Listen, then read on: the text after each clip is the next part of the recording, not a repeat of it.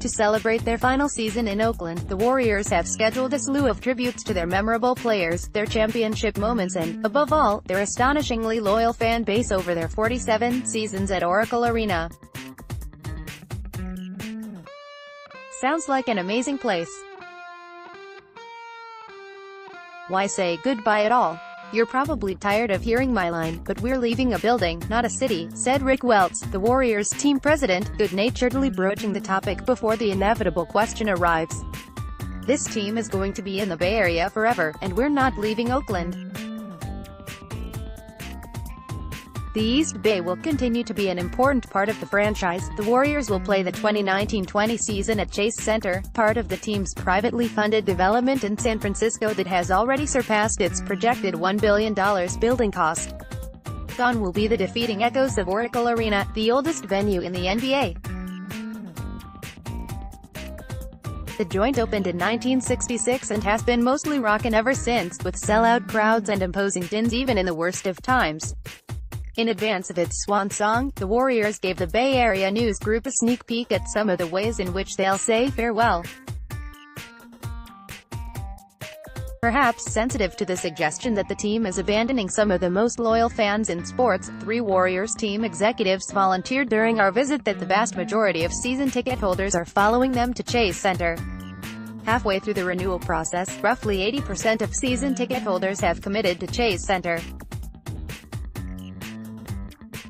And the fans that got first crack at renewing are also those with the most seniority. This isn't exactly the bandwagon crowd. The good news, as far as I'm concerned, is that 4 out of 5 are coming with us, Welts said. That just shows it's not the walls of the building that make it special, it's what's inside. The Warriors' marketing campaign will focus on all the things that have made Oracle Arena such a unique environment over the years.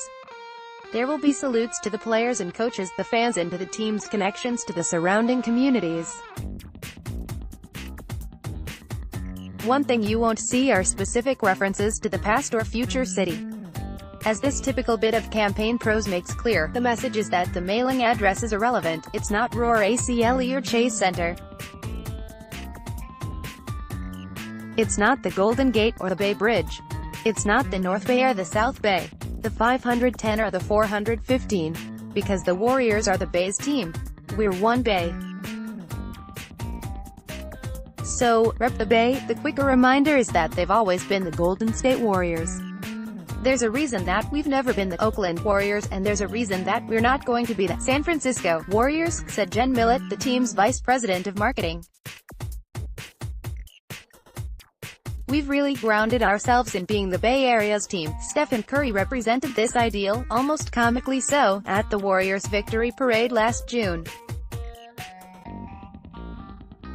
The marketing team had some private, preliminary discussions about how to connect the team's glorious past with its future. Then Curry showed up to celebrate and wound up an inadvertent poster boy. Curry dressed for the parade with it Run TMC, had an homage to Tim Hardaway, Mitch Richmond and Chris Mullin. He wore a t-shirt that said, "Rep the Bay," and he wore vintage Warriors shorts as a salute to the team's early days. When Steph came out dressed for the parade, it was like, oh my god. Somebody talked to him, Millett said. But nobody did. He just acknowledged all of these teams of the past.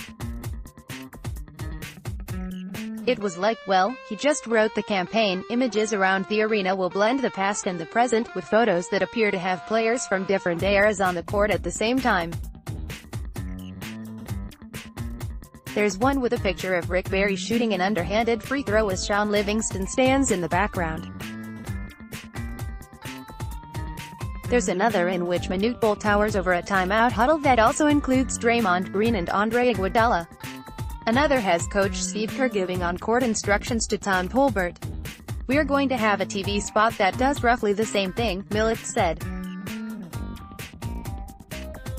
Literally, it's Baron Davis passing to Kevin Durant, where we've spliced the film. It makes for kinda seamless experience, all of these teams working together. There will be Throwback Thursday celebrations at 5 home games. There will be bobblehead of Baron Davis's ferocious dunk over Andrei Kirilenko during the We Believe season. and there will be a promotion called Your Big Night, in which a fan can have a Warriors player, past or present, attend one of the big nights in their life. Those specifics remain under wraps for now. In a way, these are parting gifts for one of the most amazing arenas in sports. The Warriors' home sellout streak sits at 291 games heading into the season. Welts, recently inducted into the Basketball Hall of Fame, admired the venue's power mostly from afar in the early years. He worked for the Seattle Supersonics from 1969 to 79 and for the NBA League office from 1982 to 99. But wherever he was, he knew about Oracle Arena. The crowd was the stuff of NBA mythology, he said. There was such amazing support for a team that did not, historically, perform at a high level. It was the hardest place to play. The last regular season game in Oakland is scheduled for April 7 against the Los Angeles Clippers. After that, it will be up to the Warriors to keep the place hopping for as long as the playoffs allow. I'm nostalgic, Welts said. I loved the old Boston Garden. I loved Chicago Stadium. But I understand why those teams no longer play there. It's a reality of the times that, in order to compete, you need proper facility. We're in the business of creating memories. And we're going to create equally as many memories in our new home.